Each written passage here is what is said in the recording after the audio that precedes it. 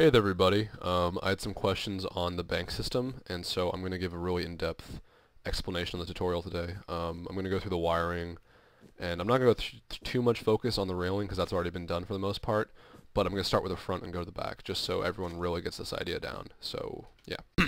So first off is the front face, and each of these are used to call in the minecarts and switch the tracks and or act as a brake. So as you see, I have a button here and a lever here. The button is used to call the minecart and to return the minecart. The lever is used to switch the tracks and act as a brake. More on the braking part later. It's a little bit hard to understand unless you see it. The reason I have a hole dug is because the rails will go inwards at a slope, which if you know how powered rails work, it'll create a situation in which the minecart moves when a power source is applied. On a flat surface, they don't move. It also helps it work as a brake. How specifically you set up the button and the lever is kind of up to you, just it's important that they're touching the rails. Most of this, as long as you can fit the wiring in, can be worked any way you want to. So now we're going to put the railing in. As you can see, it just fits right between and these two, and this last one, you can just leave it like that. It'll be absolutely fine. So the normal state of all the tracks should be flipped on, more or less. The explanation for why you want this, I'll tell you later, but as it is, the carts will just go right over the tracks without any issue. When you want a car to stop, you flip the lever and it'll stop on that track. To call a cart, you will press a button and it will come to you, and then to return it, you will press the same button. As you can see, when the switch is up, it acts as a brake because the cart will stop right here. So now I'll get to how the railing is actually built. I've already built a little bit of it, and a lot of it's in my other videos, so you can see that, but I'll build up the rest of it so to give you an idea. So the top needs to be built at an L shape going inwards with without this piece right here ever flipping to the side. So you always want the end piece feeding in inwards and inwards and inwards, so it just goes over the tracks and never stops. So we put track here, and then yeah, that's that. So when a cart will be called, it'll come down and it'll go right across without stopping and go this way. That way they can never go back the other way. It'll always feed in this way. And I'll show you how it works later on. So then you're going to build a curve here, and then basically you want this track to be going down to this one, and so we're going to feed this one to the right, as you can see, and then feed this one downwards. Effectively what's happening is when you call a cart, it's going to come down here, and it's going to get brought all the way to the position. So then we have the secondary set of tracks. These, as you can see, are used to return the cart. When the power state is on with the switch, when it's active like this rail moves right over.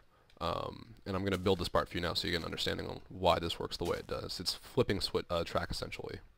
So for right here, we are going to build a powered and then that. And when you're building it, it really doesn't matter how you build this in because this part's used to be flipped.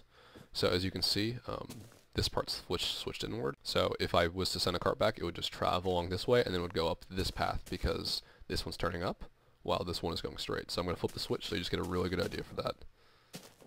Flip it, and then as you can see, if it called back, it would return the first position. So we're going to put the wiring in for all those now. So the wiring was the part there was a lot of confusion on apparently. The repeaters aren't necessary, just simply because I've made it so compact.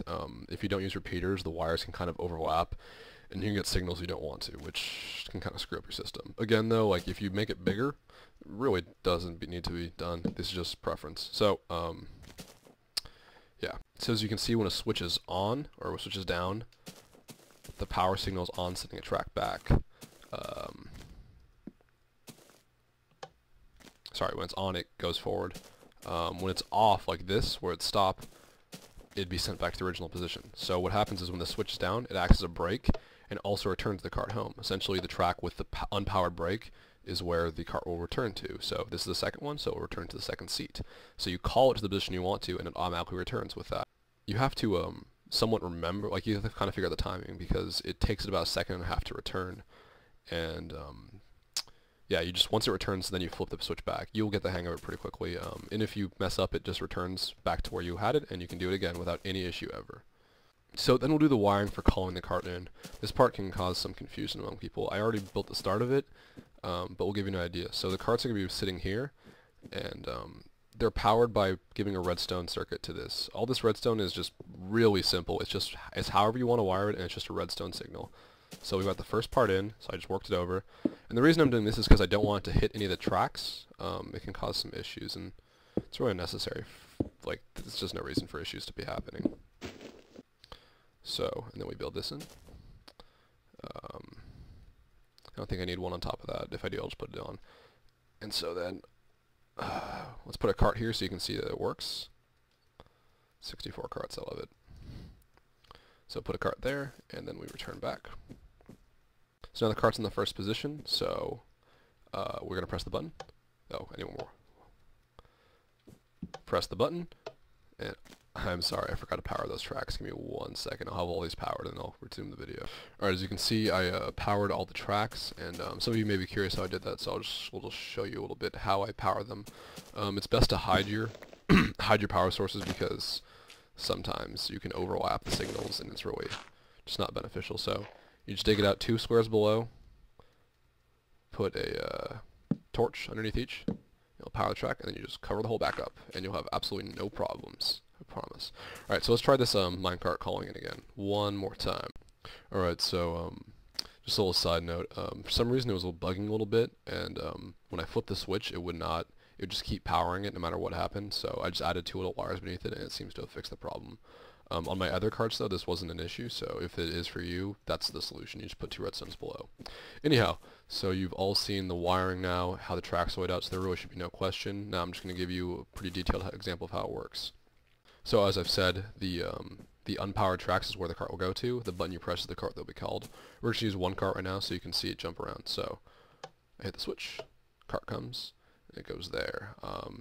Now if I flip this switch, it's going to go all the way here and not return to its home. So we're going to flip the switch, and it's going to go all the way here. Now, the interesting thing is, should I press the button now, it will return to the very 3rd seat, not the first.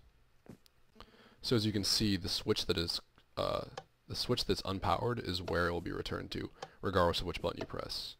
And so if I press the button, it'll be returned to the 2nd seat because the 2nd one's unpowered. If I unpower the first one,